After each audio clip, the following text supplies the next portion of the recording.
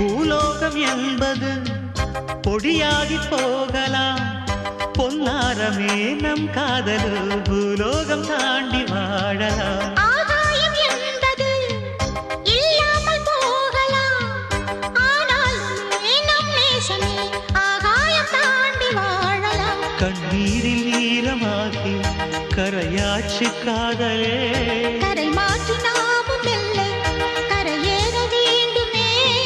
நாளை வரும் காலம் நம்மை